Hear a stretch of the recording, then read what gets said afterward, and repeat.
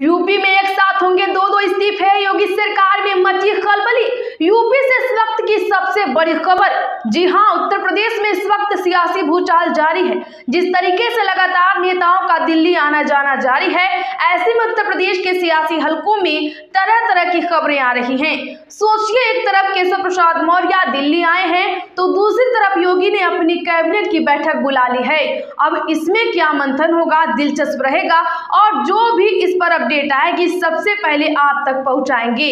लेकिन इन सब के बीच कौन कौन से वो दो इस्तीफे होने वाले हैं जिसको लेकर यूपी का सियासी माहौल एक बार फिर से चढ़ गया है, इस बारे में आपको विस्तार से बताते हैं। सबसे पहले तो ये समझ लीजिए कि उत्तर प्रदेश के उप मुख्यमंत्री केशव प्रसाद मौर्य को दिल्ली बुलाया गया।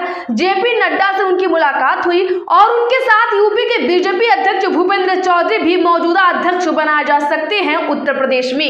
यानी जो जिम्मेदारी इस वक्त भूपेंद्र चौधरी संभाल रहे हैं उनको उस पद से मुक्त करके केशव प्रसाद मौर्य को यह जिम्मेदारी दी जा सकती है। अब अगर केशव को यह जिम्मेदारी मिलती है तो उनको अपने मौजूद पद से इस्तीफा देना होगा।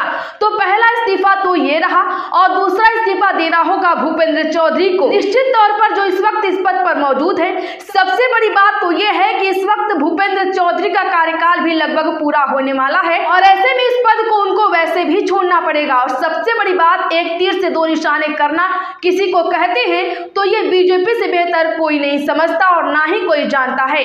और शायद इसीलिए इस केस में भी यही माना जा रहा है। कैसे होंगे एक तीर से दो निशाने, ये समझिए। अब योगी को हटाया जाए या ना हटाया जाए, नुकसान किस में ज्यादा है, उनको बनाए रखने में या उनको हटाने में, इसका आकलन फिलहाल बीजेपी कर रही है। इस तरह की खबरें हैं, लेकिन आंकड़ा कहता है और आकलन भी कहता है कि अगर योगी को यूपी से हटाया जाएगा तो बीजेपी की मट्टी पलित हो जाएगी और शायद इसीलिए योगी के चेहरे पर 2027 में एक बार फिर से चुनाव लड़ने के लिए बीजेपी मजबूर हो गई है। तो फिर अब उस वोट बैंक का क्या करें जो उनसे छिटक गया है, यानी पिछड़ा वोट बैंक, यानी दलितों का वोट बैंक। माना जा रहा है कि केशव प्रसाद मौर्य को अगर यूपी में यह बड़ा पद मिलता है तो इससे एक संदेश जाएगा उस वर्ग को और शायद ऐसे में उनका वोट बैंक अपनी तरफ खींचा जा सकता है। कोर वोटर दलित हमेशा से ही बसपा का रहा है, लेकिन इस बार समाजवादी पार्टी के साथ चला गया। अब उम्मीद है कि बीजेपी अगर केशव प्रसाद मौर्य को आगे कर देती है तो ओबीसी वोट बैंक उनके खाते में आ जाएगा। योगी को भी नहीं हटाना पड़ेगा और सारी चीजें जस की तस होती चली जाएं। ऐसे में माना जा रहा है कि ये जो बैठक का दौर चल रहा है ये इसीलिए चल रहा है। इससे पता चलता है दोस्तों कि मुख्यमंत्री आदित्यनाथ से कितनी जबरदस्त एलर्जी है गुजरात लॉबी को। और ऐसा क्यों है मैं आपको बताती हूँ, क्योंकि प्रधानमंत्री नरेंद्र मोदी का अंदाज़े बयां है, वो केंद्र में रहकर राज्य पर शासन करना चाहते हैं, न सिर्फ विपक्षी राज्यों में बल्कि उन राज्यों में भी जहां पर बीजेपी है। जी हाँ, याद कीजिए मध्य प्रदेश में क्या हुआ था। मध्य प्रदेश में बीजेपी चुनाव जीती थी शिवराज सिंह चौहान की मेहनत के चलते। शायद आपको याद भी है किस तरह से शिवराज सिंह चौहान को दूध में गिरी मक्खी की तरह निकाल के बीजेपी ने फेंक दिया। अब राजस्थान में कहा जाता था कि वसुंधरा राजे सिंधिया जो है वो मुख्यमंत्री बनेगी, उन्हें भी ये मौका नहीं मिला।